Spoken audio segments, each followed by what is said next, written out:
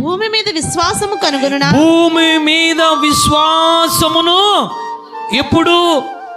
మనుష్య కుమారుడు వచ్చే వేళ, రెండవ రాకడ సమీపముగా ఉన్న వేళ, దేవుడు మరలా మధ్యాకాశానికి వచ్చే వేళ ఆయన మాట్లాడుతున్నారు.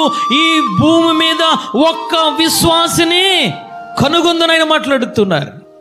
అంటే నీలో ఉండవలసింది రెండవ రాకడలో ఎత్తబడాలనంటే, శోధన కాలంలో తప్పించబడాలనంటే, చివరగా ఆయన మాట్లాడుతున్నారు, నీలో విశ్వాసాన్ని చూస్తున్నారు. అందుకే విశ్వాసము అమూల్యమైనదని మాట్లాడుతున్నారు. అందుకే విశ్వాసము శ్రేష్టమైనదని ఆయన మాట్లాడుతున్నారు. ఈ విశ్వాసము నీకుందా తల్లి? ఈ విశ్వాసము లేకుండా ఈ లోక సంబంధించిన విశ్వాసము నీలో ఉందేమో. ఎత్తబడే విశ్వాసము నీలో ఉందా? ఎటువంటి విశ్వాసాన్ని కలిగి ఉన్నావు?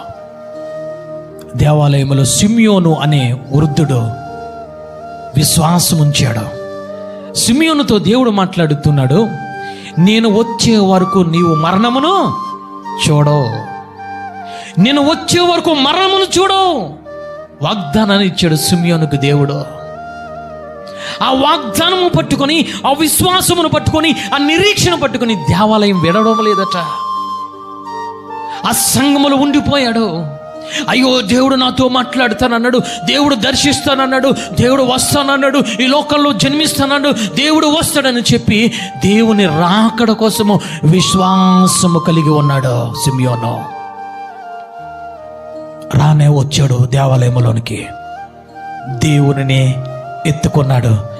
దేవుణ్ణి ఎత్తుకొని అంటూ ఉన్నాడు, నాదా స్వచ్ఛ స్వరూపి, సమాధానముగా నన్ను పోనిచ్చి, నిన్ను చూశాను, నీ కాలము కోసము నేను చూశాను, నీ సమయం కోసము నేను చూశాను, నిన్ను ముట్టుకున్నానయ్యా, నిన్ను తాకాను, నా కళ్ళతో నిన్ను చూశాను, నా చేతులతో నిన్ను స్పర్శించాను ప్రభువా, నీ ముఖ దర్శనమును చూసుకున్నాను, చాలు, నాకు ఇంతవరకు చాలు. ఓ సత్య స్వరూపి నాదా, నన్ను నీవు సమాధానముతో పోనిచ్చుచున్నావు. సిమియోను ఏ విధముగా ఉన్నాడు తెలుసా?